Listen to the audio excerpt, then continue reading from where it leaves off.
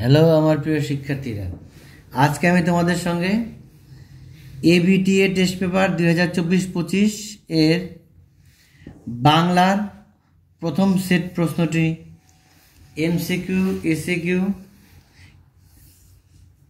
ব্যাকরণ সব প্রশ্নের উত্তর আমি তোমাদের সামনে তুলে ধরছি।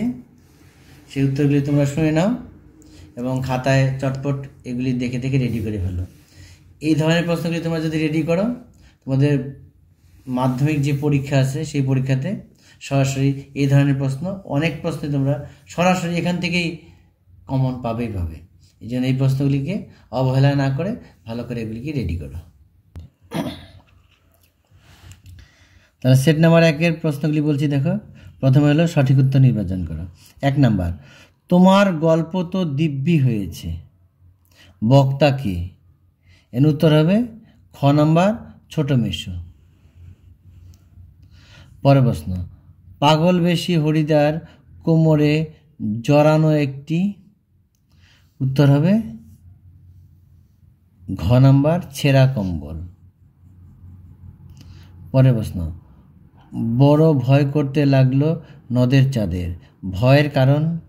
উত্তর হবে ক নাম্বার, নদীর প্রতিহিংসা প্রবণ রূপ। পরের প্রশ্ন, তারা আর স্বপ্ন দেখতে পারল না, তারা বলতে? এর উত্তর হবে ঘ নাম্বার, শান্ত হলুদ দেবতারা। পরের প্রশ্ন 1-5, পায়ে পায়ে হিমানির বাঁধ, হিমানি শব্দের আক্ষরিক অর্থ? উত্তর হবে ক নাম্বার, তুষার। 6 নম্বর প্রশ্ন, অস্ত্রের বিরুদ্ধে গান কবিতাটি কোন কাব্যগ্রন্থের অন্তর্গত? উত্তর হবে ঘ নাম্বার, পাতার পোশাক, পাতার পোশাক। পরের প্রশ্ন 7 নম্বর, 19 শতকে 32,000 অক্ষর লেখার জন্য দেওয়া হতো, উত্তর হবে গ নাম্বার, 12 আনা। ফাউন্টেন পেনের বাংলা নাম ঝর্ণা কলম, নামটি সম্ভবত দিয়েছিলেন, উত্তর হবে ক নাম্বার, রবীন্দ্রনাথ ঠাকুর অর্থাৎ রবীন্দ্রনাথ। পরের প্রশ্ন, হিমালয় যেন পৃথিবীর মানদণ্ড, এটি কার উক্তি? উত্তর হবে গ নাম্বার, কালিদাস। পরের প্রশ্ন 10, ক্রিয়াপদের সঙ্গে সম্পর্কহীন পদকে বলে? উত্তর হবে অকারক। পরের প্রশ্ন, রাজা গেলেন শিকারে, রাজা গেলেন শিকারে, শিকারে অক্ষরটি মোটা হরফে আছে, দেখো। এইটাকে চেঞ্জ করতে হবে, এটা কোন কারকে আছে বলতে হবে। রাজা গেলেন কোথায়? তাহলে হলো শিকারে। কোথায় দিয়ে যদি প্রশ্ন করে, কোথায়, কখন, কিসে, স্থান, কাল, সময় যদি বোঝায়, তাহলে সেটা হবে অধিকরণ কারক, অর্থাৎ গ নাম্বারটা হবে অধিকরণ কারক। পরের প্রশ্ন, রাজায় রাজায় যুদ্ধ, এটাকে বলা ব্যতিহার কর্তা।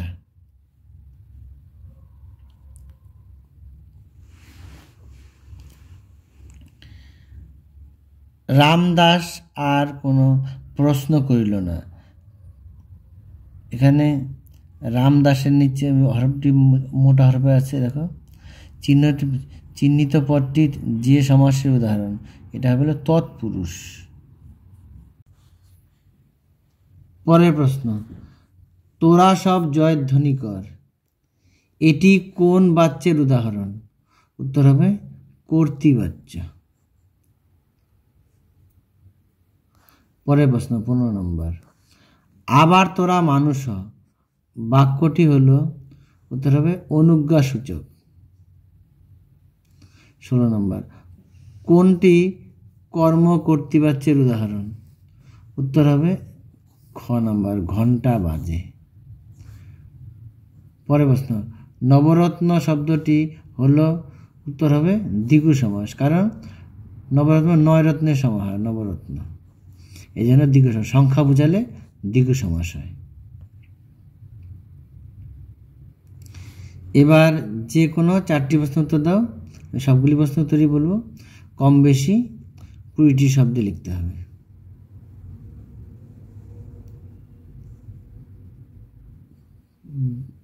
ছোট ছোট প্রশ্ন, এগুলি 20টি বাক্যের উপরে কিন্তু লেখা যাবে না। এর প্রশ্নগুলি শুনে নাও, আমি উত্তরগুলি বলছি।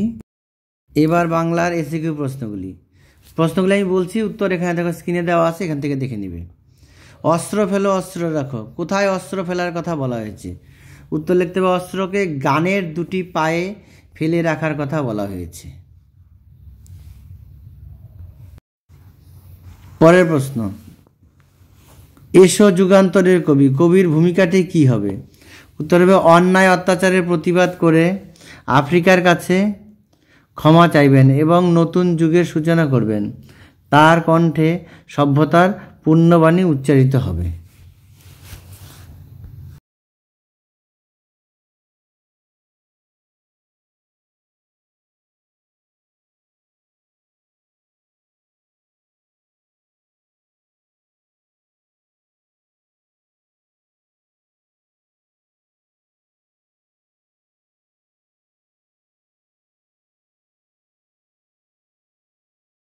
পরের প্রশ্ন, আমাদের পথ নেই আর, তাহলে আমাদের করণীয় কি?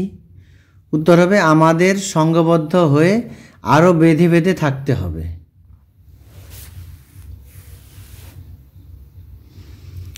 পরের প্রশ্ন 4 নম্বর, শিশু আর বাড়িরা খুন হলো, শিশু আর বাড়িরা খুন হয়েছিল কেন? উত্তর হবে কারণ এই যুদ্ধ নিষ্পাপ শিশুদেরও রেহাই দেয়নি। পরের প্রশ্ন 5 নম্বর, ওরে ওই স্তব্ধ চরাচর, চরাচর স্তব্ধ কেন? উত্তর হবে ধ্বংসলীলায় উন্মত্ত প্রলয়ঙ্কার শিবের অট্টরোলের হট্টগোলে চরাচর স্তব্ধ।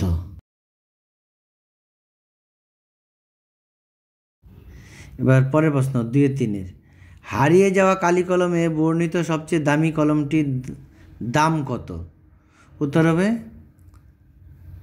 2500 পাউন্ড।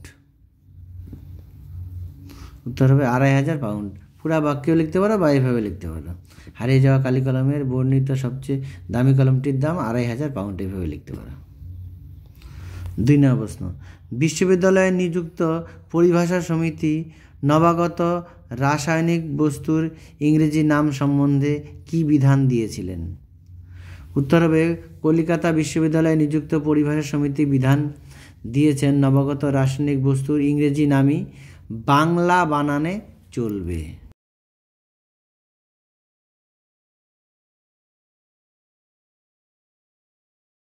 পরে 3 নম্বর প্রশ্ন, আমরা ফেরার পথে কোনো পুকুরে তা ফেলে দিয়ে আসতাম, বক্তা কেন পুকুরে ফেলে দিতেন?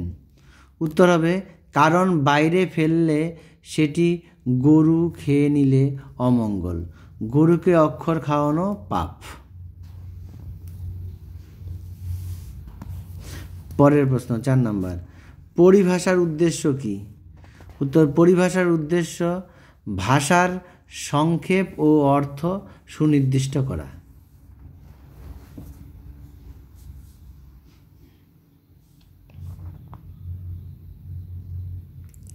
এবার পরের পার্টগুলি, শূন্য বিভক্তি কাকে বলে? উত্তর যে শব্দ বিভক্তি চিহ্ন শব্দে যুক্ত হয়েও নিজে অপ্রকাশিত থেকে শব্দকে পদে পরিণত করে তাকে শূন্য বিভক্তি বলে। শুধু সংজ্ঞা লিখলেই হবে।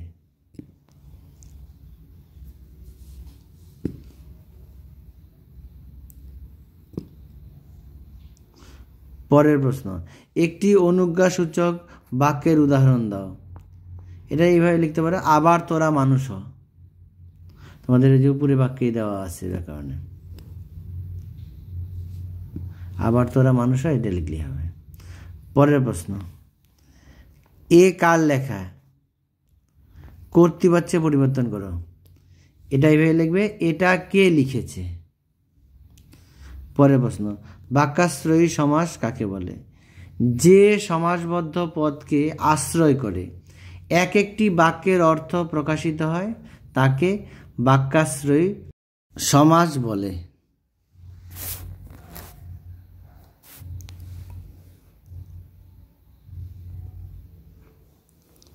পরের প্রশ্ন,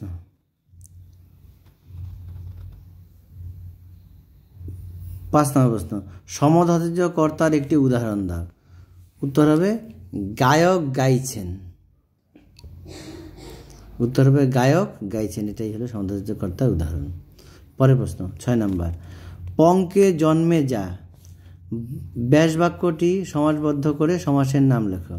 উত্তর হবে পঙ্কে জন্মে যা, তাকে বলা হয় পঙ্কজ, উপপদ তৎপুরুষ সমাস। 7 নম্বর, প্রযোজ্য কর্তা কাকে বলে? যে কর্তা অন্যের প্রেরণায় কার্য সম্পাদন করে তাকে প্রযোজ্য কর্তা বলে।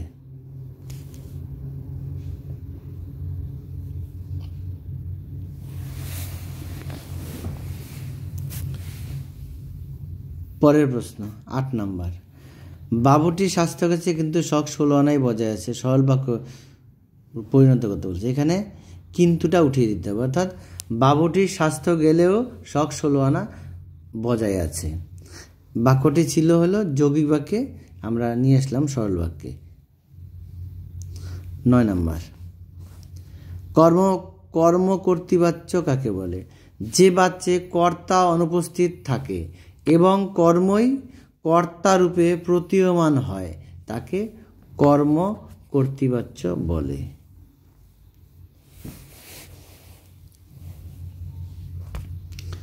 10 নম্বর প্রশ্ন, বিশেষ্য খণ্ড কাকে বলে?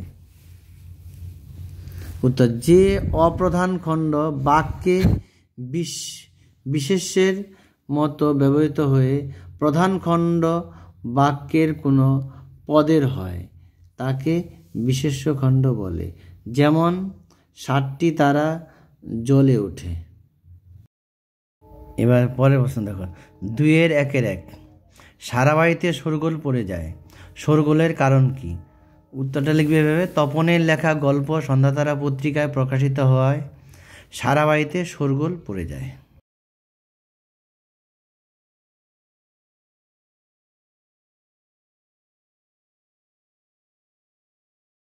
পরের প্রশ্ন 2 নম্বর, বড়বাবু হাসিতে লাগলেন, বড়বাবু হাসির কারণ কি? উত্তর, জগদীশবাবু যখন বললেন গিরিশ মহাপাত্রের মাথায় মাখা লেবুর তেলের গন্ধে থানাশুদ্ধ লোকের মাথায় ধরে গেল, তখন বড়বাবু এ কথা শুনে হাসতে লাগলেন।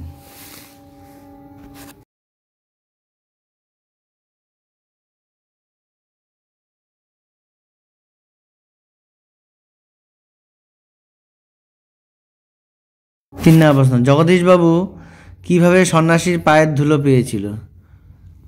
উত্তর, জগদীশবাবু এক জোড়া কাঠের খড়মে সোনার বোল লাগিয়ে সন্ন্যাসীর পায়ের কাছে ধরলে সন্ন্যাসী বাড়িয়ে দেন, সেই সুযোগে জগদীশবাবু তার পায়ের ধুলো নিয়েছিলেন।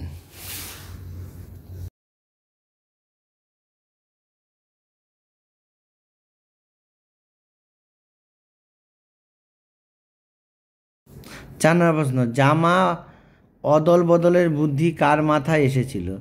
উত্তর, জামা অদল বদলের বুদ্ধি অমৃতের মাথায় এসেছিল।